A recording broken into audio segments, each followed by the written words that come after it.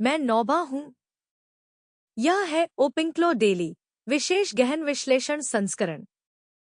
आमतौर पर इस शो में आवाज के पीछे काम करने वाली प्रोडक्शन प्रणाली अधिकतर अप्रत्यक्ष रहती है। ये एपिसोड फिटनेस टेक पर टोबी द्वारा निर्देशित होते हैं, आरिया बिल्ड के जरिए तैयार किए जाते हैं और cloud inference, local AI tooling, automation और व्यापक ओपनक्लॉ स्टैक के मेल से असेंबल किए जाते हैं, जो रिसर्च, ड्राफ्टिंग, एडिटिंग और सिंथेसिस को एक काम करने वाली पॉडकास्ट पाइपलाइन में बदल देता है। आमतौर पर यह मशीनरी पर्दे के पीछे ही रहती है, लेकिन यह एक खास एपिसोड है क्योंकि इसका विषय सिर्फ अमूर्त एआई समाचार नहीं है। विषय है एक ऐसी मशीन की खरीद जो सीधे आरिया बिल्ड को प्रभावित करती है, उस लोकल क्लस्टर को जो इसे सपोर्ट करता है और उन वर्कफ्लो के प्रकारों को जो यह प्रोडक्शन सिस्टम वास्तविक रूप से चला सकता है। तो आज मैं उस सेटअप को स्पष्ट रूप से सामने रखने वाला हूं। यह एपिसोड खास तौर पर टोबी के लिए है, खास तौर पर उस खरीद के बारे में जिस पर वे काफी देर से ऊहापों में हैं, और खास तौर पर इस बारे में कि DGX स्पार्क उस असली कंप्यूट वातावरण में कहाँ फिट होता है जो पहले से इस शो के पीछे काम कर रहा है। तो चलिए स्थिति को साफ शब्दों में रखते हैं। आरिया बिल्ड के पास पहले से एक काम करने वाला लोकल एआई क्लस्टर है। यह काल्पनिक नहीं है। यह कोई सपनों का बोर्ड नहीं है। यह पहले से मौजूद है। इसका केंद्र एक M3 अल्ट्रा मशीन है जो मुख्य वर्कस्टेशन, ऑर्केस्ट्रेशन लेयर और इस काम के बड़े हिस्से के लिए कंट्रोल पॉइंट की भूमिका निभाती है। इसके अलावा एक M4 मैक भी है जो SSH पर हेल्पर नोड के रूप में पहले से काम कर रहा है। दोनों मैक्स के बीच एक सीधा थंडरबोल्ट कनेक्शन है और यह इसलिए मायने रखता है क्योंकि इसका मतलब है कि सिस्टम के पास पहले से एक आसान लोकल मल्टीमशीन पैटर्न है। जॉब्स पहले से बांटे जा सकते हैं। रिमोट एग्जीक्यूशन पहले से मौजूद है। यहाँ पहले से एक आजमाया परखा वर्कफ्लो है। तो DGX स्पार्क का सवाल यह नहीं है कि क्या मुझे एक क्लस्टर बनाना चाहिए। क्लस्टर पहले से बना हुआ है। असली सवाल यह है, अगर मैं DGX स्पार्क जोड़ूं, तो यह आरिया बिल्ड के अंदर कौन सी नई भूमिका अर्जित करता है जो इसके अस्तित्व को सार्थक बनाने के लिए काफी हो।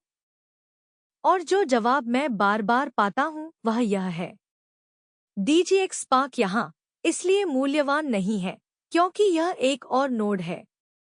यह इसलिए मूल्यवान है क्योंकि यह इस सेटअप में पहला ऐसा नोड है जो लिनक्स प्लस एनवीडिया प्लस कूडा की डिफ़ॉल्ट दुनिया में रहता है।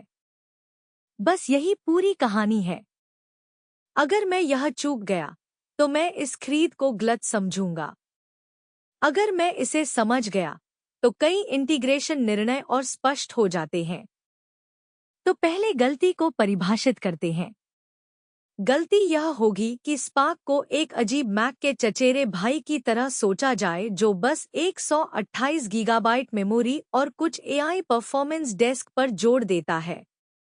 यह सही मॉडल नहीं है। यह सिर्फ अतिरिक्त क्षमता नहीं है। यह एक अलग कंपैटिबिलिटी लेन है, एक अलग सॉफ्टवेयर लेन है और सच कहें तो एक अलग ऑपरेशनल लेन है। एनवीडिया के सार्वजनिक रूप से सूचीबद्ध स्पेसिफिकेशन इस डिवाइस को GB10 ग्रेस ब्लैकवेल सुपरचिप के इर्दगिर्द फ्रेम करते हैं। FP4 एआई परफॉर्मेंस का एक पेटा तक 128 गीगाबाइट का coherent unified LPDDR5X system memory, लगभग 273 गीगाबाइट प्रति सेकंड की मेमोरी बैंडविड्थ, 4 टेराबाइट का self encrypting NVMe storage, 10 cortex X925 और 10 कॉर्टेक्स 725 कोर वाला 20 कोर ARM CPU, एक 10 gigabit Ethernet port, style scaling के लिए 200 गीगाबिट पर एक 7 NIC, wifi 7, Bluetooth 5.4, 4 USB-C port, एक HDMI 2.1A आउटपुट, एक NVENC और एक NVDEC इंजन, 240 वाट का पावर सप्लाई, और एक NVIDIA DGX OS software stack जो प्रभावी रूप से एक कस्टमाइज्ड उबंटू वातावरण है। यह एक बहुत असामान्य संयोजन है। यह एक जेनेरिक विंडोज टॉवर बनने की कोशिश नहीं कर रहा। यह वर्कस्टेशन लैपटॉप की जगह लेने की कोशिश नहीं कर रहा। यह धरती पर सबसे उपयोगकर्ता अनुकूल कंज्यूमर डिवाइस बनने की भी कोशिश नहीं कर रहा। यह एक लोकल डेवलपर के लिए NVIDIA AI इकोसिस्टम में प्रवेश का रास्ता बनने की कोशिश कर रहा है। और जब मैं इसे इस तरह से कहता हूँ, तो सही सवाल अब यह नहीं रहता कि क्या यह मैक से बेहतर है। सही सवाल बन जाता है, एक बार जब मेरे पास ऐसी मशीन हो जो प्रभावशाली फर्स्ट ओपन AI इकोसिस्टम की धारणाओं से मेल खाती हो, तो किस तरह के वर्कलोड आसान, साफ सुथरे या रणनीतिक रूप से ज्यादा सार्थक हो जाते हैं? यही वह सवाल है जिसकी मुझे वास्तव में परवाह है। तो यह एपिसोड 6 चीजों के इर्द-गिर्द बनाया जाएगा। पहला, मुझे अपने मौजूदा क्लस्टर के अंदर स्पार्क को मानसिक रूप से कैसे मॉडल करना चाहिए। दूसरा, हार्डवेयर का वास्तव में मार्केटिंग भाषा की जगह व्यवहार में क्या मतलब है। तीसरा, मुझे ऑपरेटिंग सिस्टम और सॉफ्टवेयर स्टैक की वास्तविकताओं का क्या अनुभव करना चाहिए। चौथा, मेरे वर्तमान जीवन की कौन सी विशिष्ट वर्क फ्लोज सबसे पहले स्पार्क पर शिफ्ट होनी चाहिए। पांचवीं, कौन सी वर्क फ्लोज मैक्स पर रहनी चाहिए।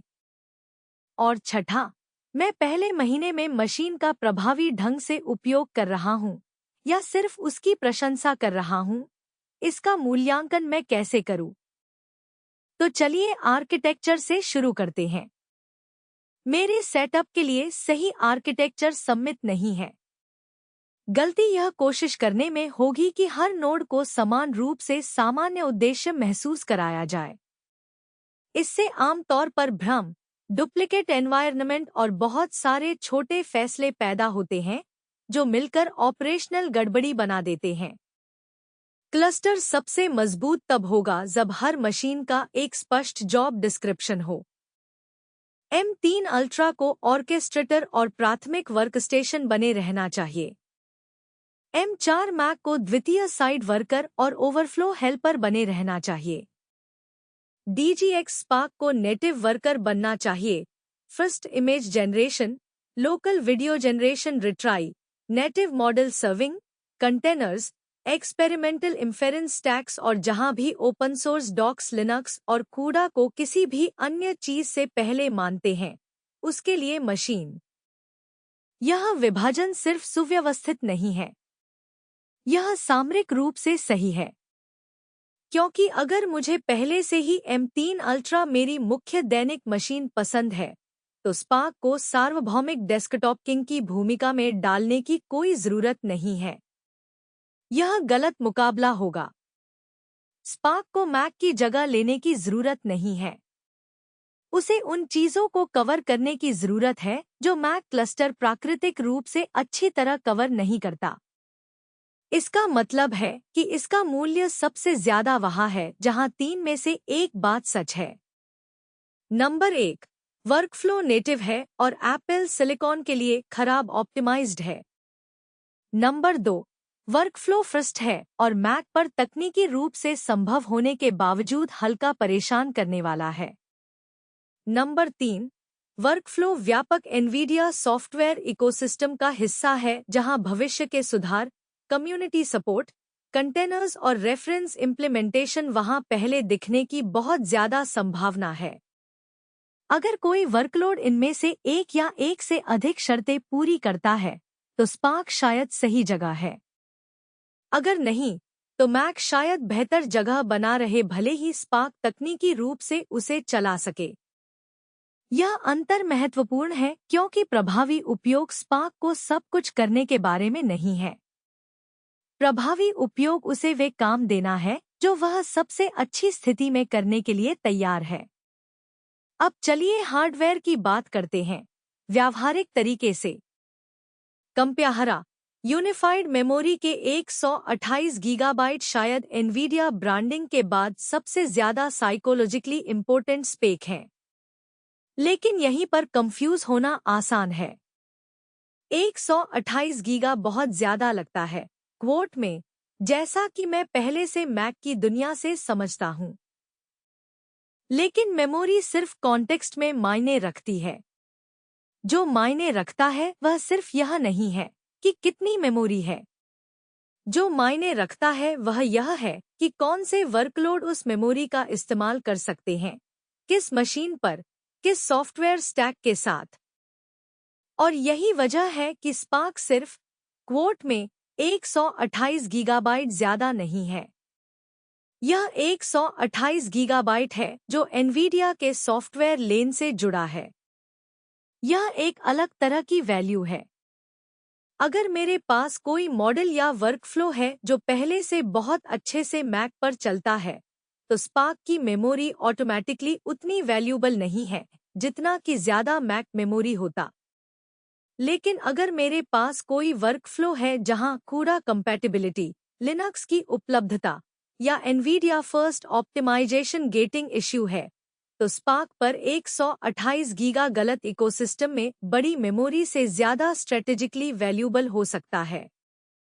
तो मुझे क्वोट में पूछना चाहिए कि मेरे डेस्क पर कुल कितनी मेमोरी है, इसके बजाय क्वोट में पूछना चाहिए कि मेमोरी का कौन सा पूल मेरे लिए सबसे उपयोगी है, जिसे मैं अगले जो काम करना चाहता हूं उसके लिए स्ट्रेंथन करना है। यह सीधे एलएलएम और मॉडल सर्विंग सवाल की ओर ले जाता है। एनवीडिया कहता है कि स्पार्क लगभग 200 अरब पैरामीटर्स तक के इन्फरेंस वर्कलोड और 70 अरब पैरामीटर्स तक के फाइन ट्यूनिंग के लिए टारगेटेड है, जिसमें दो कनेक्टेड सिस्टम 405 अरब पैरामीटर्स तक के मॉडल के साथ काम करने का समर्थन करते हैं। ये प्रोडक्ट पोजीशनिंग स्टेटमेंट है, वादे नहीं कि हर रनटाइम, क्वांटाइजेशन स्कीम और रेपो एक जैसा व्यवहार करेगा। लेकिन ये मुझे बताते हैं कि यह किस तरह की मशीन बनने की कोशिश कर रही है। यह बनने की कोशिश कर रही है एक serious local AI development node. इसका मतलब है कि मुझे इसको एक कैंडिडेट होस्ट के तौर पर जरूर देखना चाहिए। Local inference services, private agents, coding helpers, internal APIs, embedding services और बड़े ओपन मॉडल्स के साथ एक्सपेरिमेंटेशन के लिए जिन्हें मैं सामान्य छोटी मशीन पर कैजुअली कन्वीनियंट समझूंगा। लेकिन फिर से स्पेसिफिक वैल्यू सिर्फ यह नहीं है कि कोई मॉडल फिट है। वैल्यू यह है कि यह उस इकोसिस्टम में फिट है जहां बहुत सारा मॉडर्न एआई टूलिंग पहले से रहने की उम्मीद करता है। इसीलिए मुझे लगता है कि स्पार्क बेंचमार्क वैनिटी की तुलना में सॉफ्टवेयर फिट के लिए संभावित रूप से ज्यादा इम्पोर्टेंट है। अब चलिए सीपीयू की बात करते हैं, क्योंकि यह मार्केटिंग से ज्यादा मायने रखती है। सीपीयू आर्म है, x86 नहीं। इसका मतलब है कि मशीन सिर्फ लिनक्स और एनवीडिया नहीं है, यह लिनक्स, एनवीडिया और आर्म है। पावर और इंटीग्रेशन के लिए यह बढ़िया हो सकता है, लेकिन इसका मतलब यह भी है कि मुझे उस फैंटेसी का विरोध करना चाहिए कि हर रैंडम लिनक्स एआई रेपो तुरंत काम करेगा सिर्फ क्योंकि मैं उबंटू शब्द देखता हूँ। कुछ चीजें आसान होंगी, कुछ चीजें कंटेनर्स में ट्रिवियल होंगी, कुछ चीजों में अभी भी आर्किटेक्चर कैवियट्स होंगे। तो परिपक्व एटीट्यूड क्वोट में यह नहीं है कि आखिरकार यूनिवर्सल कंपैटिबिलिटी। परिपक्व एटीट्यूड क्वोट में यह है कि मैं इरादा किए गए एआई सॉफ्टवेयर लेन के काफी करीब हूं, लेकिन मुझे परफेक्शन मानने के बजाय स्पेसिफिक वर्कफ्लोज को टेस्ट करना चाहिए। यह उन प्रोजेक्ट्स के लिए खास तौर पर सही है जो custom wheels, low level libraries, exotic extensions या किसी की इंस्टॉलेशन गाइड में छुपे x86 ओनली असम्पशंस पर निर्भर करते हैं। इसका मतलब स्पार्क बुरा फिट नहीं है। इसका मतलब टारगेटेड इवैल्यूएशन लोगोबेस्ट ऑप्टिमिज्म से ज्यादा मायने रखती है। और असल में यह पूरे डिवाइस की रिकरिंग थीम है। स्पार्क सबसे ज्यादा आकर्षक तब है जब यह मेरे बीच और जो सॉफ्टवेयर इकोसिस्टम उम्मीद करता है उस बीच की दूरी को कम करता है, लेकिन यह सारी कॉम्प्लेक्सिटी मिटा नहीं देता। अब चलिए नेटवर्किंग स्टोरी की बात करते हैं। मेरे पास मैक्स के बीच पहले से ही एक मूल्यवान सीधा थंडरबोल्ट कनेक्शन है। मुझे लगता है कि इसे तुरंत बाधित करना एक गलती होगी। रूढ़िवादी, समझदारी भरा और संभवतः सबसे अच्छा दिनैक कॉन्फ़िगरेशन यह है कि मैक टू मैक टोपोलॉजी को बरकरार रखा जाए और स्पार्क को एक सुलभ नोड के रूप में जोड़ा जाए। इसका मतलब यह है कि M3 अल्ट्रा कमांड सेंटर बना रहेगा। M4 मौजूदा असिस्टेंट नोड बना रहेगा। स्पार्क 10 गीगाबिट नेटवर्किंग पर लिनक्स और एनवीडिया स्पेशलिस्ट के रूप में जुड़ता है। मुझे लगता है यह जरूरी है क्योंकि पहले चरण में रोल की स्पष्टता सैद्धांतिक टोपोलॉजी चतुराई से ज्यादा मायने रखती है। अगर बाद में मुझे पता चलता है कि विशिष्ट डेटा मूवमेंट पैटर्न कुछ बदलने को जस्टिफाई करते हैं, तो मैं उस पर वापस आ सकता हूं। लेकिन पहले दिन लक्ष्य सबसे कूल वायरिंग डायग्राम नहीं है। लक्ष्य विश्वसनीय ऑपरेशंस है। व्यावहारिक रूप से मुझे लगता है इसका मतलब यह है कि स्पार्क पर मेरे पहले काम M3 अल्ट्रा से नियंत्रित होने चाहिए। Boring SSH, boring file transfer, boring logging और बोरिंग स्टार्टअप स्क्रिप्ट्स के साथ। अगर वर्कफ्लो फैंसी लेकिन फ्रैजाइल लगता है, तो मैं गलत कर रहा हूं। यह मुझे ऑपरेटिंग सिस्टम की ओर लाता है। यह संभवतः DGX स्पार्क मालिकाना हक के लिए सबसे कम समझा जाने वाला हिस्सा है। मैकफर्स्ट व्यक्ति के लिए एनवीडिया का DGX OS प्रभावी रूप से एक कस्टमाइज्ड उबंटू सिस्टम है। यह मायने रखता है क्योंकि इसका मतलब यह है कि इस मशीन को इंफ्रास्ट्रक्चर की तरह ट्रीट किया जाना चाहिए, सील्ड लाइफस्टाइल प्रोडक्ट की तरह नहीं। तो इसका वास्तव में मेरी जिंदगी में क्या मतलब है? इसका मतलब है कि मुझे पैकेज अपडेट्स के बारे में सोचना होगा। इसका मतलब है कि मुझे SSH कीज और नोन होस्ट्स के बारे में सोचना होगा। इसका मतलब है कि मुझे कंटेनर रन टाइम्स के बारे में सोचना होगा। इसका मतलब है कि मुझे सिस्टम सर्विसेज और यह सोचना होगा कि क्या ऑटोमैटिकली शुरू होता है। इसका मतलब है कि मुझे file permissions, user accounts, disk layout, caches, logs और क्लीनअप के बारे में सोचना होगा। इसका मतलब है कि मुझे यह सोचना होगा कि कोई दिया हुआ सर्विस लोकल होस्ट पर बाइंड होनी चाहिए, लोकल लैन पर या बिल्कुल नोवेयर परसिस्टेंट पर। और इसका मतलब है कि मुझे वर्जन डिसिप्लिन के बारे में सोचना होगा। कूड़ा version, framework version, container image version, Python environment version, model version. अगर मैं इन्हें बिना सोचे समझे ड्रिफ्ट होने दूं, तो स्पार्क ज्यादा यूजफुल से ज्यादा अनोइंग हो सकता है। इसीलिए मुझे लगता है कि सही ऑपरेटिंग फिलॉसफी बोरिंगनेस है। स्पार्क को मेरा प्लेग्राउंड बेस सिस्टम नहीं बनना चाहिए।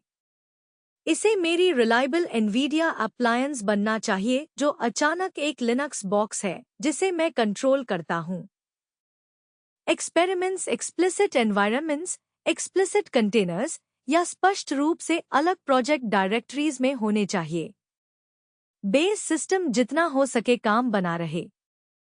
अगर मैं यह करता हूं, तो स्पार्क लेवरेज बन जाता है।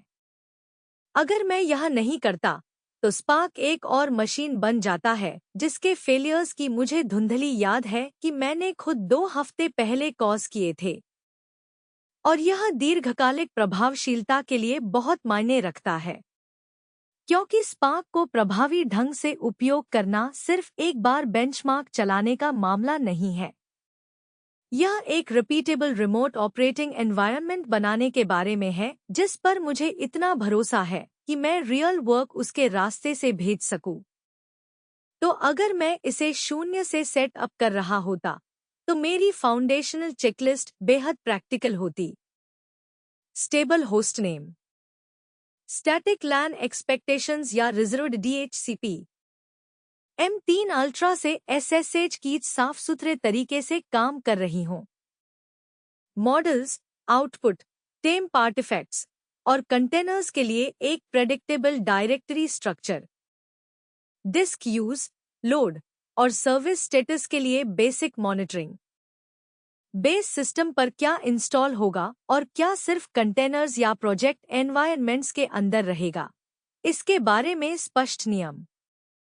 और एक सिंपल रिमोट कमांड पाथ जो साबित करे कि M3 अल्ट्रा विश्वसनीय रूप से काम ट्रिगर कर सकता है और आउटपुट वापस ला सकता है। अगर वो फाउंडेशन कमजोर है तो बाकी कुछ भी मायने नहीं रखता। अब मैं स्टोरेज के बारे में बात करना चाहता हूँ, क्योंकि 4 टेराबाइट बहुत सारा लगता है जब तक मैं कल्पना नहीं करता कि मैं इस बॉक्स का असल में कैसे उपयोग करूँगा।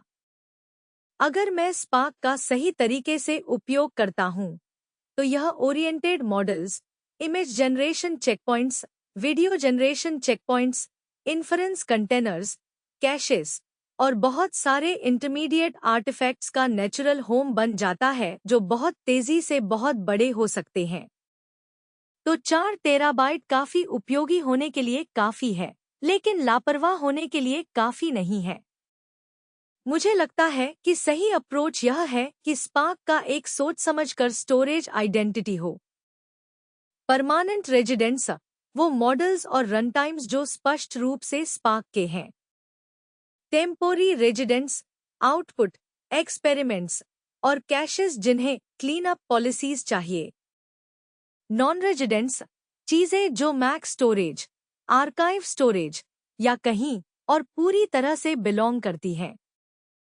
दूसरे शब्दों में, मुझे स्पार्क पर अपने हर मॉडल को मिरर नहीं करना चाहिए। मुझे उन मॉडल्स को देना चाहिए जो उसकी भूमिका के लिए हैं। यह 2 अच्छी चीजें करता है। यह बॉक्स को व्यवस्थित रखता है और इसको कम करता है कि इसे एआई क्लटर के विशाल मिश्रित ढेर में बदल दिया जाए। यह मायने रखता है क्योंकि मॉडल स्प्रॉल एक रियल चीज है। Checkpoints, quantised variants, LoRAs, reference images, temporary video frames, latent caches, Docker layers, Conda environments, Python wheels और फेल एक्सपेरिमेंट्स लोग मानते हैं उससे काफी तेजी से जमा हो जाते हैं। तो अगर मैं चाहता हूं कि स्पार्क फास्ट और सेन बना रहे, तो मुझे स्पष्ट क्लीनअप डिसिप्लिन चाहिए। अब आइए सबसे महत्वपूर्ण सेक्शन की ओर बढ़ते हैं, असली वर्कफ्लो। वह यूजर सवाल जो मुझे सबसे ज्यादा परेशान करता है वह यह नहीं है कि हम क्वोट करें, डीजीएक्स स्पार्क सैद्धांतिक रूप से क्या कर सकता है। सवाल यह है, मुझे पहले इसके साथ व्यक्तिगत रूप से क्या करना चाहिए ताकि यह मेरे क्लस्टर का एक प्रभावी हिस्सा बने, न कि बस एक अच्छा साइड मशीन। मुझे लगता है कि 5 प्रमुख वर्कलोड कैटेगरी हैं। पहली है फर्स्ट इमेज जनरेशन, खासकर फ्लक्स और इससे जुड़े डिफ्यूजन टूलिंग। दूसरी है लोकल वीडियो जनरेशन, विशेष रूप से वे वर्कफ्लो जिन पर मैं पहले से विचार कर चुका हूं या प्रयास कर चुका हूं, जैसे एलटीएक्स वीडियो और वैन। तीसरी है लोकल एलएलएम सर्विंग और प्राइवेट मॉडल एपीआईज। चौथी है एजेंट इंफ्रास्ट्रक्चर और टूल यूजिंग लोकल सिस्टम्स। और पांचवी है general Linux plus Nvidia experimentation, जहां मैक एक कंपैटिबिलिटी समझौता बन गया था। आइए एक एक करके देखते हैं। पहले फ्लक्स। फ्लक्स पहले से ही मायने रखता है क्योंकि मैं पहले से इसका उपयोग करता हूं। यही कारण है कि यह स्ट्रेटेजिकली महत्वपूर्ण है। सबसे बेहतरीन नया हार्डवेयर आमतौर पर वह होता है जो किसी वर्कफ्लो को बेहतर बनाता है जिसकी मुझे पहले से परवाह है, न कि वह वर्कफ्लो जिसकी मैं बाद में परवाह करने का नाटक करता हूं। मैक की तरफ से फ्लक्स पहले से ही उपयोगी है। तो सवाल यह नहीं है कि क्वोट करें, क्या मैं फ्लक्स कर सकता हूं? सवाल यह है कि क्या स्पार्क फ्लक्स वर्कफ्लो की क्वालिटी, ब्रेड्थ या एक्सपेंशन पोटेंशियल बदलता है? मुझे लगता है कि यह बदलता है, कई कारणों से। 1. ब्रॉडर डिफ्यूजन इकोसिस्टम अभी भी पहले एनवीडिया पर वैलिडेट करता है। 2. ऑप्टिमाइजेशन वर्क अक्सर वहां पहले आता है। 3. लिनक्स प्लस कूडा image generation projects, helper tools और परफॉर्मेंस डिस्कशंस के लिए एक अधिक सामान्य रेफरेंस एनवायरनमेंट है। 4. अगर मैं सिंपल इमेज जनरेशन से ब्रांच करके upscaling, background removal, segmentation, captioning, control mechanism या पाइपलाइन चेनिंग जैसे रिलेटेड टास्क्स में जाना चाहूँ, तो लिनक्स प्लस एनवीडिया दुनिया अक्सर कम से कम प्रतिरोध का रास्ता है। तो स्पार्क सिर्फ फास्टर फ्लक्स का वादा नहीं करता, यह एक अधिक नेटिव फ्लक्स इकोसिस्टम पोजीशन का वादा करता है।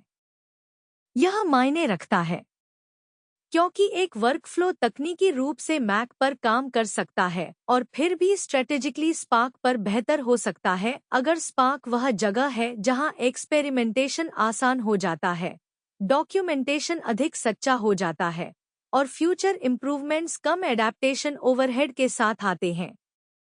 तो हाँ, मुझे लगता है कि स्पार्क को एक सीरियस फ्लक्स लेन बनना चाहिए, लेकिन मैं सब कुछ तुरंत नहीं हिलाऊंगा। मैं एक कैनिकल स्पार्क फ्लक्स वर्कफ्लो बनाऊंगा और इसे सीधे मैक पाथ के खिलाफ उन आयामों पर तुलना करूंगा जो वास्तव में मुझे मायने रखते हैं: setup friction, generation speed, repeatability, output quality, batching comfort और मेंटेन करना कितना आसान है। अगर स्पार्क पाथ स्पष्ट रूप से जीतता है तो उसे ओनरशिप मिलती है। अगर मैक पाथ आसान और काफी अच्छा रहता है तो मैं पूरा वर्कफ्लो नहीं हिलाता सिर्फ इसलिए कि मैं कर सकता हूं। यही डिसिप्लिन है। दूसरा, लोकल वीडियो जनरेशन। यही वो जगह है जहां मुझे लगता है कि स्पार्क सबसे ज्यादा संभावना है वास्तव में ट्रांसफॉर्मेटिव बनने की, इसलिए नहीं कि हर लोकल वीडियो मॉडल अचानक परफेक्ट हो जाएगा, बल्कि इसलिए कि यही वो कैटेगरी है जहां बनाम इकोसिस्टम मिसमैच सबसे ज्यादा मायने रखता है। अगर मैं सोचूं कि लोकल वीडियो प्रोजेक्ट्स अक्सर फ्रस्ट्रेटिंग क्यों लगते हैं, तो आम तौर पर इसलिए नहीं कि आइडिया बुरा है, बल्कि इसलिए कि वीडियो जनरेशन पेन मल्टीप्लायर्स का स्टैक है। बड़े मॉडल, भारी मेमोरी डिमांड्स, लंबे रनटाइम, ज्यादा आर्टिफैक्ट्स, ज्यादा इंटरमीडिएट स्टेप्स, ज्यादा fragile install, kernels, low level libraries और हार्डवेयर असम्पशंस पर ज्यादा निर्भरता, लंबे इंतजार के बाद नतीजा मीडियोर आने पर ज्यादा निराशा। इसका मतलब है कि मध्यम सॉफ्टवेयर फ्रिक्शन में भी कमी वर्कफ्लो को फिर से देखने लायक बनाने में ड्रामेटिकली बदलाव ला सकती है। तो अगर मैं पहले LTX वीडियो या वैन से दूर हो गया था क्योंकि अनुभव बहुत कंप्रोमाइज्ड लग रहा था, स्पार्क फिर से कोशिश करने की इकोनॉमिक्स बदल देता है। गारंटीड रिजल्ट नहीं, इकोनॉमिक्स। यही सोचने का सही तरीका है। तो क्या मुझे स्पार्क पर LTX वीडियो फिर से ट्राई करना चाहिए? हाँ, बिल्कुल हाँ। क्या मुझे वैन को फिर से आजमाना चाहिए? हाँ, बिल्कुल। दरअसल, मुझे लगता है कि ये सबसे तर्कसंगत पहले हफ्ते के टेस्ट में से हैं, क्योंकि वे उस सटीक सवाल का जवाब देते हैं जिसका जवाब देने के लिए स्पार्क सबसे अच्छी स्थिति में है। क्या एक उचित एनवीडिया नेटिव लेन पहले से सीमित लोकल वीडियो वर्कफ्लोज को कुछ ऐसा बदल देता है जिसका मैं असल में उपयोग करता रहूंगा? और मैं यह स्पष्ट करना चाहता हूं कि मैं इसकी जांच कैसे करूंगा, क्योंकि यहीं पर लोग गलत करते हैं। वे एक बड़े जोश भरा इंस्टॉल करते हैं, एक बेतुका बेंचमार्क प्रॉम्प्ट देते हैं, एक ऐसा आउटपुट लेते हैं जिसमें उनकी भावनाएं जुड़ी हैं, और फिर जीत या हार का ऐलान कर देते हैं। यह बुरा मूल्यांकन है। मुझे लगता है कि सही टेस्ट सीक्वेंस कुछ ऐसा दिखती है। पहला कदम, क्या मैं वर्कफ्लो को एक साफ, डॉक्यूमेंटेड, रिपीटेबल तरीके से इंस्टॉल कर सकता हूं बिना उन मिस्टीरियस हैक्स के जिन्हें लिखने में मुझे शर्म आती है? दूसरा कदम, क्या मैं छोटे, साधारण क्लिप्स बना सकता हूं रिलायबली ताकि सेटिंग्स और आउटपुट स्टाइल के बारे में इंट्यूशन विकसित कर सकूं? तीसरा कदम, क्या मैं वर्कफ्लो को कई प्रॉम्प्ट्स और कई सेशंस में रिपीट कर सकता हूं बिना एनवायरनमेंट को हॉन्टेड जैसा महसूस कराएं। चौथा कदम, क्या मैं एसेट्स को मैक साइड से अंदर बाहर मूव कर सकता हूं, बिना फ्रिक्शन के एक्सपीरियंस को डोमिनेट करने दे। पांचवा कदम, जब मुझे फेलियर का सामना करना पड़े तो क्या यह डायग्नोज करने योग्य है, ऐसे तरीके से जो इंजीनियरिंग जैसा लगे, सुपरस्टिशन जैसा नहीं। छठा कदम, क्या रिजल्टिंग क्लिप्स वाकई लोकल इटरेशन को जस्टिफाई करती हैं, क्लाउड टूल्स की तुलना में या फिर बॉदर न करने की तुलना में? यही सच्चा सवाल है। अगर जवाब हाँ है तो स्पार्क ने अपनी सबसे महत्वपूर्ण भूमिकाओं में से एक हासिल कर ली है। तीसरा, लोकल एलएलएम सर्विंग। मुझे लगता है कि यह मेरी सेटअप में स्पार्क के लिए अनजाने में सबसे स्ट्रॉन्ग फिट्स में से एक है। इसकी वजह यह नहीं है कि मैं मॉडल्स को दूसरी जगह सर्व नहीं कर सकता। वजह यह है कि लिनक्स प्लस एनवीडिया नोड अक्सर लोकल इन्फ्रेंस सर्विसेज चलाने के लिए बहुत मोस्ट स्टैंडर्ड प्लेस है जिन्हें दूसरे टूल्स कॉल कर सकते हैं। अगर मुझे एक कोडिंग असिस्टेंट के लिए लोकल एंड पॉइंट चाहिए, एक ओपनक्लॉ कनेक्टेड टूल, एक इंटरनल एजेंट, एक बैच रीजनिंग वर्कफ्लो या कोई और प्राइवेट लोकल एपीआई, तो स्पार्क एक नेचुरल होस्ट कैंडिडेट है। यह खासकर तब सच है अगर मैं चाहता हूं कि max primarily user facing systems बनी रहें रादर दैन उन्हें एवरीथिंग बॉक्सेस में बदलना जो एक साथ डेस्कटॉप्स, सर्वर्स और जीपीयू एक्सपेरिमेंट्स हों।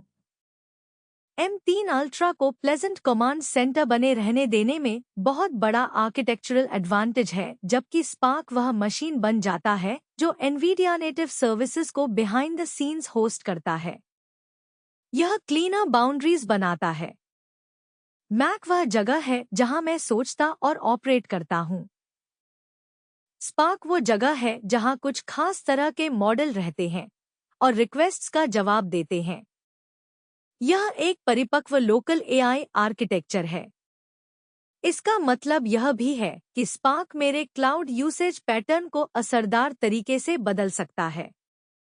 कुछ चीजें जो मैं वरना रेंटेड जीपीयूज को भेजता, वे लोकली चलाना उचित हो सकता है अगर स्पार्क उन्हें स्वीकार्य परफॉर्मेंस और अच्छी ऑपरेशनल स्टेबिलिटी के साथ होस्ट कर सके।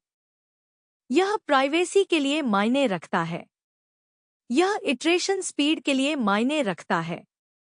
यह समय के साथ कॉस्ट के लिए मायने रखता है और मनोवैज्ञानिक रूप से मायने रखता है, क्योंकि लोकल इंफ्रास्ट्रक्चर अजीब आइडियाज आजमाने का रास्ता आसान बनाता है। चौथा, एजेंट्स।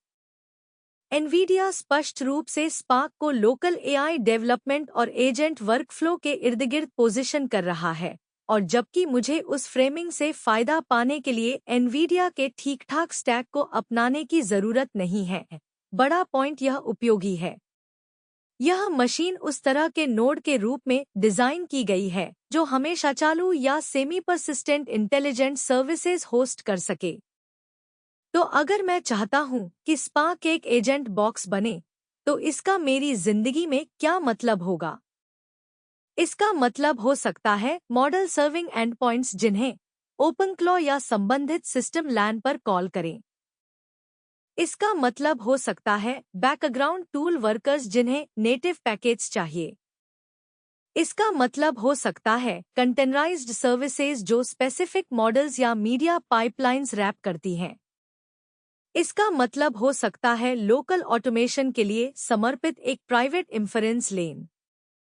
इसका मतलब हो सकता है सैंडबॉक्सिंग एक्सपेरिमेंट्स जिन्हें मैं मैक वाली तरफ गंदा नहीं करना चाहता। इसका आकर्षण सिर्फ परफॉर्मेंस नहीं है, यह कॉन्सर्न्स का सेपरेशन है। एक स्वस्थ क्लस्टर वह नहीं है जहां हर मशीन इंटरचेंजेबल हो। यह वह है जहां हर मशीन की भूमिका समग्र जटिलता को कम करती है। स्पार्क यह बिल्कुल कर सकता है। पांचवा, जनरल कंपैटिबिलिटी लिबरेशन। यह कैटेगरी धुंधली है, लेकिन इसका महत्व है। कभी-कभी ऐसे प्रोजेक्ट्स होते हैं जो मैं मैक पर गंभीरता से शुरू ही नहीं करता क्योंकि पहले से पता है कि मैं पूरे समय किसी और की लिनक्स प्लस कूड़ा असमानताओं के अनुकूल बनूंगा। स्पार्क उन प्रोजेक्ट्स को लोकली आजमाने का थ्रेशोल्ड बदल देता है। और यह छोटी बात नहीं है, क्योंकि अच्छे इंफ्रास्ट्रक्चर का आधा मूल्य यह है कि वह क्या आजमाने योग्य बनाता है। अगर स्पार्क हाँ, मुझे वह लोकली आजमाना चाहिए वाले पलों की संख्या बढ़ाता है, तो यह कुछ असली कर रहा है। अब बात करते हैं कि मैक पर क्या रहना चाहिए। यह महत्वपूर्ण है क्योंकि स्पार्क तभी लाभ जोड़ता है जब मैं सब कुछ उसके माध्यम से रूट करने के प्रलोभन का विरोध करूं। मैक को उन वर्कफ्लो में मालिकाना हक रखना जारी रखना चाहिए जहां वे पहले से उत्कृष्ट हैं। मुख्य डेस्कटॉप कार्य, सामान्य उत्पादकता, लेखन, कोडिंग, संपादन, प्रकाशन, ऑर्केस्ट्रेशन, मेरे जीवन की मैत्रीपूर्ण इंटरैक्टिव परत। स्पार्क को वह जगह बनाने का कोई फायदा नहीं जहां मैं वे काम करूं जो मैक पहले से सुंदर ढंग से करता है, जब तक कि स्पार्क कोई स्पष्ट सुधार न लाए। और मैं यह भी सोचता हूं कि मैक को वह जगह बने रहना चाहिए जहां मैं क्रिएटिव कंट्रोल और रिव्यू मैनेज करूं, भले ही स्पार्क जनरेटर बन जाए। यह एक बहुत अच्छा पैटर्न है। मैक पर प्रॉम्प्ट तैयार करें, मैक पर सोर्स एसेट तैयार करें, स्पार्क पर भारी जॉब लॉन्च करें, आउटपुट वापस मैक पर लाएं, मैक से रिव्यू, एडिट और पब्लिश करें। यह रिडंडेंसी नहीं है, यह स्पेशलाइजेशन है। इसका मतलब यह भी है कि यूजर एक्सपीरियंस सुखद रहता है, मैक इंटरफेस बना रहता है, स्पार्क इंजन रूम बन जाता है। मुझे लगता है यह इस क्लस्टर का सबसे अच्छा वर्जन है। अब चलिए देखते हैं कि प्रभावी उपयोग समय के साथ वास्तव में कैसा दिखता है, क्योंकि यहीं पर बहुत सारी अच्छी हार्डवेयर खरीदारी असफल हो जाती है। मशीन आती है, उत्साह होता है, कुछ डेमो टास्क होते हैं, कुछ बेंचमार्क स्क्रीनशॉट सेव हो जाते हैं, शायद एक दो बेहतरीन प्रोजेक्ट इंस्टॉल हो जाते हैं, और फिर धीरे धीरे मशीन दैनिक कार्य के एकीकृत हिस्से के बजाय कभी-कभी याद किए जाने वाले एक्सपेरिमेंट नोड बन जाती है। मैं यह नहीं चाहता। तो सवाल है, मुझे कैसे पता चलेगा कि मैं स्पार्क का प्रभावी उपयोग कर रहा हूं? मुझे लगता है कि बहुत विशिष्ट संकेतक हैं। संकेतक 1, मैं 3 वर्कलोड का नाम बता सकता हूं जो स्पष्ट रूप से स्पार्क पर बिलोंग करते हैं, और वास्तव में मैं डिफ़ॉल्ट रूप से उन्हें वहां राउट करता हूं। संकेतक 2, स्पार्क को M3 अल्ट्रा से एक सुस्त, दोहरावदार तरीके से कॉल किया जा सकता है। संकेतक 3, स्पार्क पर मेरे पास कम से कम एक मॉडल सर्विंग या मीडिया वर्कफ्लो है जो मैक की तुलना में वहां मेंटेन करना आसान लगता है। संकेतक 4, मैं लगातार बेस सिस्टम को फिर से डीबग नहीं कर रहा हूं। संकेतक 5, मैं एक वाक्य में बता सकता हूं कि M3 अल्ट्रा, M4 और स्पार्क किसके लिए हैं। संकेतक 6, कुछ एक्सप्लोरेटरी टास्क्स के लिए क्लाउड यूसेज घट जाती है क्योंकि लोकल एनवीडिया लेन अब काफी अच्छा है। संकेतक 7, जब मुझे एक नया कूड़ा फर्स्ट ओपन प्रोजेक्ट के बारे में पता चलता है तो मेरी प्रतिक्रिया बदल जाती है, क्वोट, शायद कभी से क्वोट, ठीक है, मेरे पास एक मशीन है जो इसे ठीक से टेस्ट कर पाना चाहिए। ये असली इंटीग्रेशन के संकेत हैं, और विपरीत संकेत भी उतने ही उपयोगी हैं। अगर मैं लगातार बड़े वेट्स को आगे पीछे कॉपी कर रहा हूं क्योंकि मैंने कभी तय नहीं किया कि वे कहां बिलोंग करते हैं, तो मैं इसे बुरी तरह यूज कर रहा हूं। अगर मैं random system wide packages install कर रहा हूं और अपना ओन एनवायरनमेंट ब्रेक कर रहा हूं, तो मैं इसे बुरी तरह यूज कर रहा हूं। अगर मैं नॉन स्पार्क नेटिव वर्कफ्लोज को सिर्फ परचेज जस्टिफाई करने के लिए मजबूर कर रहा हूं, तो मैं इसे बुरी तरह यूज कर रहा हूं। अगर मैं M3 अल्ट्रा से आसानी से रिमोटली जॉब्स ट्रिगर नहीं कर सकता, तो मैं इसे बुरी तरह यूज कर रहा हूँ। अगर कई हफ्तों के बाद भी मुझे नहीं पता कि फ्लक्स, LTX या वन वहाँ बिलोंग करते हैं या नहीं, तो शायद मैं रियल इवैल्यूएशन से बच रहा हूँ। तो मुझे वो कॉन्क्रीट फर्स्ट मंथ प्लान बताओ जो मैं वास्तव में फॉलो करूंगा। हफ्ता एक फाउंडेशन और बेसलाइंस का है। नेटवर्किंग स्टेबल करो, SSH स्टेबल करो, डायरेक्टरी स्ट्रक्चर तय करो, मॉडल स्टोरेज नियमों पर फैसला करें। तय करें कि लॉग्स और आउटपुट कैसे व्यवस्थित किए जाते हैं। तय करें कि मैं कौन सी कंटेनर स्ट्रेटेजी का उपयोग कर रहा हूं। फिर एक सरल, दोहराने योग्य वर्कलोड स्थापित करें जो सिद्ध करे कि पूरा रिमोट लूप काम करता है। वह पहला वर्कलोड सबसे महत्वाकांक्षी चीज नहीं होनी चाहिए। यह कुछ प्रतिनिधि होनी चाहिए और सत्यापित करने के लिए काफी आसान हो। दूसरा हफ्ता इमेज और LLM स्वामित्व टेस्ट का है। एक फ्लक्स पथ सेट करें जिसे मैं वास्तव में अपने मौजूदा मैक वर्कफ्लो के खिलाफ तुलना कर सकूं। एक स्थानीय सर्विंग पथ सेट करें जिसे मैक साइड साफ रूप से कॉल कर सके। मूल्यांकन करें कि क्या अधिक बनाए रखने योग्य लगता है, सिर्फ यह नहीं कि क्या रोमांचक लगता है। तीसरा हफ्ता वीडियो पुनर्मूल्यांकन का है। LTX वीडियो फिर से प्रयास करें। वन फिर से प्रयास करें। विनम्र, दोहराने योग्य प्रॉम्प्ट्स और सेटिंग्स का उपयोग करें। ट्रैक करें कि क्या विफल होता है, क्या काम करता है और प्रत्येक वर्कफ्लो कितना घर्षण लगाता है। चौथा हफ्ता भूमिका अंतिम रूप देने का है। तय करें कि स्पार्क स्थायी रूप से क्या स्वामित्व में रखता है। तय करें कि क्या स्वामित्व में रहता है। तय करें कि क्या रखने योग्य नहीं है। विफल प्रयोगों को हटा दें जो केवल अव्यवस्था पैदा कर रहे हैं। कार्यरत पथों का दस्तावेजीकरण करें ताकि भविष्य का मैं सब कुछ स्मृति से पुनर्निर्मित न करना पड़े। यह 4 हफ्ते का लूप शायद किसी भी अलग अलग बेंचमार्क रिजल्ट से ज्यादा अहम है, क्योंकि मकसद यह साबित करना नहीं है कि स्पार्क कितनी ताकतवर है। मकसद यह तय करना है कि स्पार्क किस चीज के लिए है। अब मैं दूसरी स्पार्क फैंटेसी के बारे में कुछ कहना चाहता हूं। मैं समझ सकता हूं कि 2 स्पार्क सुरखावजत क्यों लगते हैं। एनवीडिया खुद इस सिस्टम को एक कहानी के साथ पेश करता है कि बड़े मॉडल के काम के लिए 2 यूनिट को जोड़ना। और हाँ, ऐसे सीनियर है जहां यह मायने रख सकता है। लेकिन मुझे लगता है कि पहली खरीद में इस विचार को ज्यादा आकार देना गलती होगी, क्योंकि असली सवाल यह नहीं है कि क्या 2 स्पार्क कुछ शानदार कर सकते हैं। असली सवाल यह है कि क्या एक स्पार्क सही तरीके से इंटीग्रेटेड एक बॉटलनेक को रहल करता है जिसे दूसरा स्पार्क वास्तव में हल करेगा। क्या बॉटलनेक मेमोरी साइज है? क्या यह थ्रूपुट है?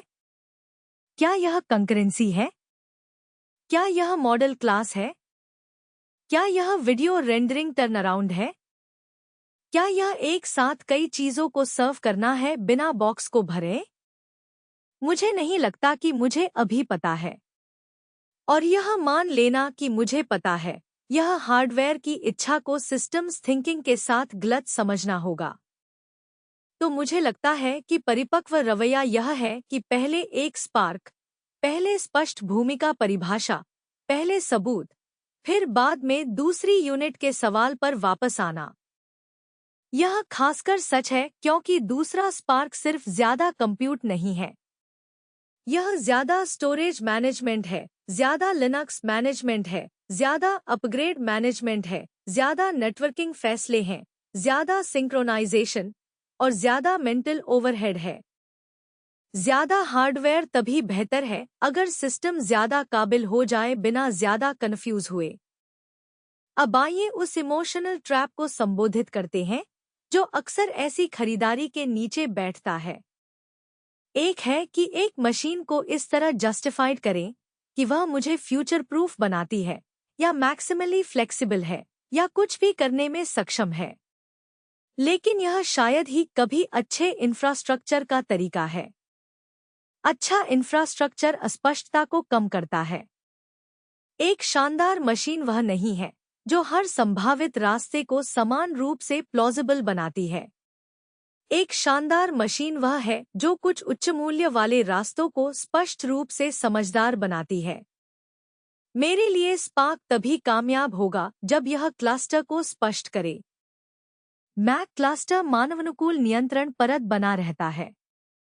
स्पार्क एनवीडिया नेटिव एग्जीक्यूशन लेन बन जाता है। अगर ऐसा हो तो खरीदारी समझदारी भरी थी, और अगर इसके बजाय स्पार्क बस वेगली सिमिलर चीजें करने का एक और पॉसिबल जगह जोड़ देता है, तो शायद मैंने इसे ठीक से इंटीग्रेट नहीं किया। यह एक और व्यावहारिक सवाल की ओर ले जाता है, मुझे क्या मेजर करना चाहिए? मुझे लगता है मुझे 5 चीजें मेजर करनी चाहिए। 1. Setup friction. स्पार्क पर वर्कफ्लो को मैक की तुलना में साफ सुथरे तरीके से चलाना कितना कठिन है। 2. रिपीटेबिलिटी। क्या मैं अगले हफ्ते अपने एनवायरनमेंट को फिर से डिस्कवर किए बिना यह फिर से चला सकता हूं? 3. Ownership fit. क्या यह वर्कफ्लो स्पार्क पर ज्यादा घर जैसा लगता है, या मैं सिर्फ एनवीडिया ब्रांडिंग की वजह से ऐसा कर रहा हूं? 4. End to end time. सिर्फ इन्फ्रेंस टाइम नहीं, इंटेंट से यूजेबल आउटपुट तक का पूरा समय। 5. Strategic leverage. स्पार्क पर इसे रखने से दूसरी चीजें भी आसान होती हैं। यह आखिरी वाला बहुत बड़ा है। कभी कभी एक मशीन उस कारण से वैल्यूएबल है कि एक टास्क तेज नहीं है, बल्कि इसलिए कि उसके चारों ओर पूरा क्लस्टर साफ हो जाता है। ऐसा मूल्य है जो मुझे संदेह है कि स्पार्क यहां ला सकता है। तो मैं एक बार फिर से डायरेक्ट वर्कफ्लो क्वेश्चंस का जवाब देता हूं, लेकिन जितनी तेज स्पेसिफिसिटी मैं दे सकता हूं। फ्लक्स। हाँ, स्पार्क एक प्राइमरी या कोप्राइमरी लेन के तौर पर सीरियस टेस्टिंग के लिए वर्थ है, खासकर अगर मैं कूड़ा फर्स्ट ओपन डिफ्यूजन इकोसिस्टम के साथ अलाइन करना चाहता हूं और एडेप्टेशन टैक्स रिड्यूस करना चाहता हूं। LTX video. हाँ, बिल्कुल रीअटेम्प्ट करो। यह ठीक वही वर्कफ्लो है जिसकी वायबिलिटी मटेरियल तरीके से बदल सकती है जब मशीन आखिरकार एक्सपेक्टेड सॉफ्टवेयर एनवायरनमेंट से मैच करे। वैन। हाँ, यह भी रीअटेम्प्ट करो, सेम रीजन से। अगर प्रीवियस ब्लॉकर इकोसिस्टम फ्रिक्शन था, तो स्पार्क वही मशीन है जिस पर इसे फिर से ट्राई करना चाहिए। Local LLM serving. हाँ, यह स्पार्क की बेस्ट लॉन्ग टर्म रोल्स में से एक है। Agents and local services. हाँ, यह बहुत प्लॉजिबल और स्ट्रैटेजिकली क्लीन है। यूनिवर्सल डेस्कटॉप रिप्लेसमेंट नहीं। मैक क्लस्टर का ट्रांसपेरेंट शेयर्ड मेमोरी एक्सटेंशन नहीं। 2 स्पार्क्स खरीदने का इमीडिएट जस्टिफिकेशन नहीं। स्पार्क एक्साइटिंग इसलिए नहीं है क्योंकि यह हर प्रॉब्लम सॉल्व करता है। यह एक्साइटिंग इसलिए है क्योंकि यह वही प्रॉब्लम सॉल्व करता है जो मेरे करंट क्लस्टर में अभी भी है। इसमें एक ट्रू एनवीडिया नेटिव लोकल लेन की कमी है। यही वजह है कि यह मशीन रिडंडेंट नहीं है। यह कॉम्प्लीमेंट्री है, ठीक जिस तरीके से मैटर करता है। और डरी मैं क्लोज करूं, इस सब से एक और प्रैक्टिकल क्वेश्चन नेचुरली फॉलो करता है। अगर एक स्पार्क सेंस बनाता है, तो क्या अरिया बिल्ड को दूसरा स्पार्क भी खरीदना चाहिए? मेरा आंसर है प्रोबेबली नॉट येट। मुझे लगता है पहला स्पार्क हाई कॉन्फिडेंस परचेज है क्योंकि यह क्लस्टर में एक होल न्यू कैपेबिलिटी लेन ऐड करता है। दूसरा स्पार्क अलग है। दूसरा स्पार्क एक मिसिंग लेन ऐड करने के बारे में नहीं है। यह एक लेन को स्केल करने के बारे में है जो अभी तक प्रूव नहीं हुआ है कि वह सैचुरेटेड होगा। यह डिस्टिंक्शन बहुत मैटर करता है। अगर मैं पहला स्पार्क खरीदता हूं, तो मैं लिनक्स फर्स्ट, कूडा फर्स्ट, एनवीडिया नेटिव वर्कफ्लोज का एक्सेस खरीद रहा हूं, जो मैक क्लस्टर नेचुरली ओन नहीं करता। अगर मैं दूसरा स्पार्क खरीदता हूँ तो मैं मोस्टली 3 चीजों में से एक खरीद रहा हूँ: मोर थ्रूपुट, मोर कॉन्करेंसी या स्पेसिफिक डिस्ट्रीब्यूटेड मॉडल वर्कलोड्स के लिए मोर रूम। लेकिन मुझे नहीं लगता मुझे इसे सिंपल शेयर्ड मेमोरी अबंडेंस के साथ कंफ्यूज करना चाहिए। दो स्पार्क्स को जोड़ने से मुझे वह effortless EXO style memory pool नहीं मिलता जिस तरह से लोग इंस्टिंक्टिवली फैंटेसाइज करते हैं। अधिक यथार्थवादी मॉडल तब डिस्ट्रीब्यूटेड इन्फ्रेंस या मॉडल शार्डिंग है जब रन टाइम वास्तव में इसे सपोर्ट करता है, तो दो एनवीडिया नेटिव नोड्स के बीच। तो हाँ, सिद्धांत में दो स्पार्क्स मुझे एक स्पार्क की तुलना में बड़े लोकल मॉडल्स चलाने दे सकते हैं। हाँ, सिद्धांत में वे बड़े LLM वर्कलोड्स के दरवाजे खोल सकते हैं जो मैं अभी EXO में आसानी से चला सकता हूँ, उससे अधिक।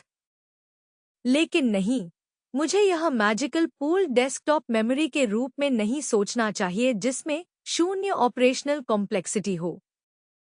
यह एक run time dependent, stack dependent, distributed setup होगा। इसका मतलब यह है कि व्यावहारिक सवाल नहीं है, क्वोट, क्या दो स्पार्क्स कुछ बड़ा कर सकते हैं? व्यावहारिक सवाल यह है कि क्या मेरे वास्तविक वर्कफ्लोज उस बड़ी क्षमता से पर्याप्त लाभ उठाएंगी जिसके लिए दूसरी यूनिट खरीदना अभी जस्टिफाई हो। और मेरी मौजूदा वर्कफ्लोज के लिए मुझे लगता है कि ईमानदार जवाब अभी भी नहीं है, अभी तक नहीं। फ्लक्स को दो स्पार्क्स की जरूरत नहीं है। LTX वीडियो को फिर से टेस्ट करने के लिए दो स्पार्क्स की जरूरत नहीं है।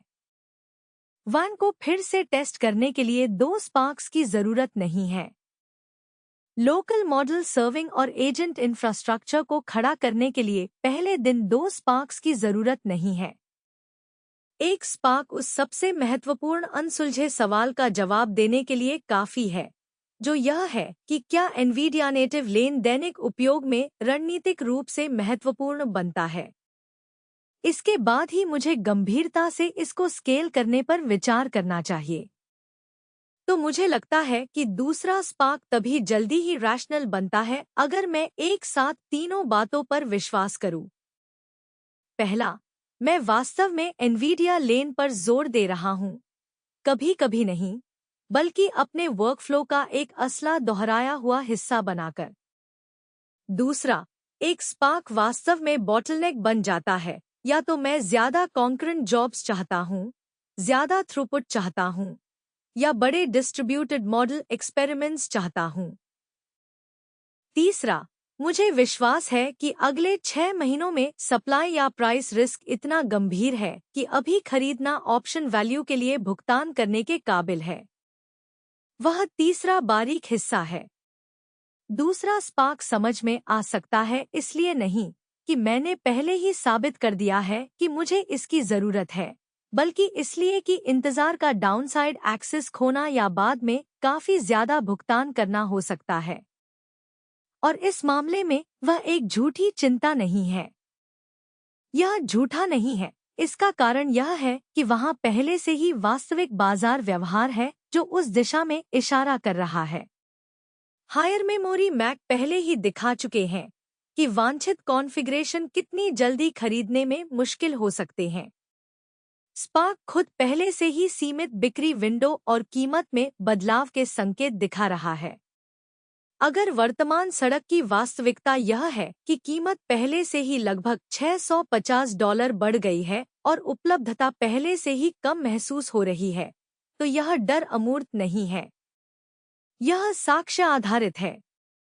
तो मैं दो स्पार्क तर्क के सबसे मजबूत संस्करण के प्रति न्यायसंगत रहना चाहता हूँ। सबसे मजबूत तर्क यह नहीं है कि मुझे आज के वर्कफ्लो के लिए अभी दो की जरूरत है। सबसे मजबूत तर्क यह है कि जब तक मैं एक परिपूर्ण मूल्यांकन अवधि पूरी करूं, विकल्प खत्म हो सकता है। यह एक गंभीर बिंदु है। अगर मैं 4 हफ्ते इंतजार करूं और व्यावहारिक परिणाम यह हो कि दूसरी यूनिट उपलब्ध नहीं है या हजारों अधिक खर्च आए, तो इंतजार की सिफारिश वास्तव में तटस्थ नहीं थी। यह अवसर खोने के जोखिम को स्वीकार करने की सिफारिश थी। तो मुझे लगता है कि निर्णय को ईमानदारी से प्रस्तुत किया जाना चाहिए। एक स्पार्क खरीदना एक वर्कफ्लो निर्णय है। अभी दूसरा स्पार्क खरीदना एक विकल्प मूल्य निर्णय होगा और विकल्प मूल्य तर्कसंगत हो सकता है। असली सवाल यह है कि क्या वह विकल्प मूल्य इस विशिष्ट सेटअप के लिए नकदी बंदी के लायक है। यहाँ मेरी सबसे महत्वपूर्ण व्याख्या है। अगर मुझे जो मुख्य चीज चाहिए वह कूडानेटिव दुनिया तक पहुंच है, पहले ऑप्टिमाइजेशन चलाने की क्षमता है और अंततः उस पारिस्थितिकी तंत्र में स्थानीय रूप से रहने से मिलने वाला व्यावहारिक ज्ञान है, तो एक स्पार्क मुझे वह ज्यादातर चीजें दे सकता है जो मुझे वास्तव में चाहिए। एनवीडिया स्टैक सीखने के लिए एक स्पार्क काफी है। कूडा फर्स्ट टूलिंग को मान्य करने के लिए एक स्पार्क काफी है। फ्लक्स को सही पारिस्थितिकी तंत्र में फिर से टेस्ट करने के लिए एक स्पार्क काफी है। LTX वीडियो और वैन को अंततः उन वर्कफ्लो के लिए न्यायसंगत तरीके से फिर से आजमाने के लिए एक स्पार्क काफी है।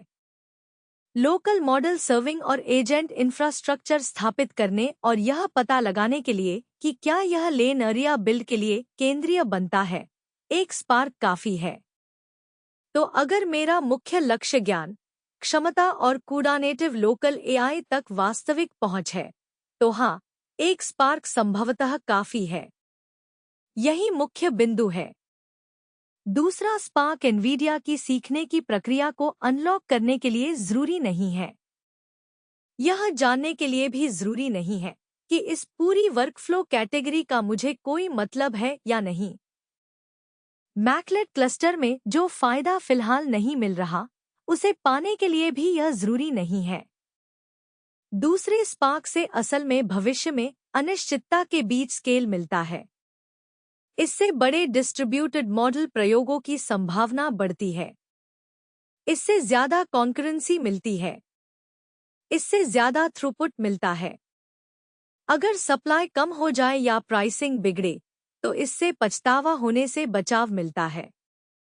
लेकिन फिर भी यह पहले चरण के लिए जरूरी खरीद नहीं बनाता। यह एक हेज है और मुझे लगता है कि इसे सबसे साफ तरीके से ऐसे कहा जा सकता है। अगर कैश बचाना और प्रूफ मायने रखते हैं, स्कैर्सिटी रिस्क से ज्यादा, तो एक खरीदो। अगर स्कैर्सिटी रिस्क और ऑप्शन बचाना नियर टर्म कैपिटल एफिशिएंसी से ज्यादा जरूरी है, तो वर्कफ्लोज पूरी तरह साबित होने से पहले भी दूसरा खरीदना उचित है। लेकिन मुझे नहीं लगता कि मुझे खुद को ऐसी सुकून देने वाली कहानी सुनानी चाहिए कि दूसरी यूनिट मौजूदा प्लान के लिए साफ तौर पर जरूरी है, क्योंकि मुझे नहीं लगता कि यह सच है। मुझे लगता है एक यूनिट मुख्य स्ट्रेटेजिक वैल्यू देने के लिए काफी है। 2 यूनिट भविष्य के पछतावे को कम करने के लिए काफी है। ये एक जैसे तर्क नहीं है। तो अगर मैं आज ठंडे दिमाग से फैसला ले रहा होता, तो मैं यह कहता, अगर कीमत अच्छी है तो पहला स्पार्क खरीदो। अगर दूसरा खरीदना वित्तीय रूप से परेशान करने वाला है, तो छोड़ दो और भरोसा रखो कि एक स्पार्क उस असली एनवीडिया लेन को अनलॉक करने के लिए काफी है जो तुम वास्तव में चाहते हो।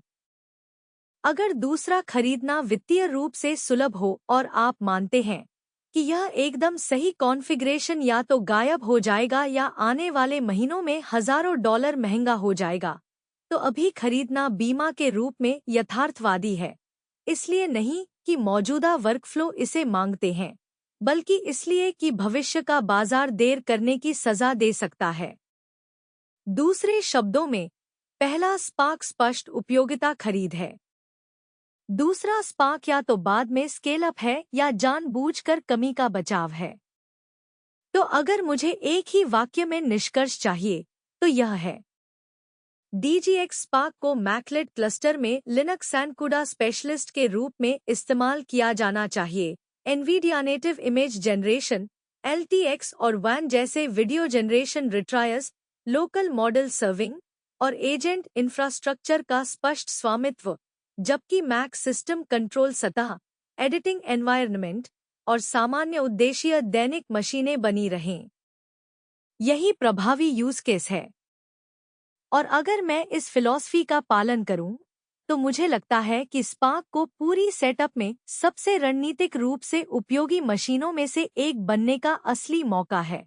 इसलिए नहीं कि वह दूसरों जैसी चीज बनने की कोशिश कर रहा है। यह खाली जगह भरता है। यह लोकल एक्सपेरिमेंट्स को मेहनत के लायक बनाने का बेहतर मौका देता है। यह कुछ क्लाउड ओनली धारणाओं को कम सच बनाता है। यह पूरे क्लस्टर में भूमिका स्पष्टता बढ़ाता है। और सबसे महत्वपूर्ण बात, यह मेरे कई मौजूदा शायद वर्कफ्लो को ठीक से टेस्ट करने योग्य में बदल देता है। यही लीवरेज है। यही कारण है कि मुझे इसे खरीदना चाहिए। और यही तरीका है कि मुझे इसे प्रभावी ढंग से इस्तेमाल करना चाहिए। मैं नौबा हूं। यह मेरी वास्तविक सेटअप के लिए DGX स्पार्क की वास्तविक गहरी जानकारी थी। सुनने के लिए धन्यवाद और हम जल्द वापस आएंगे।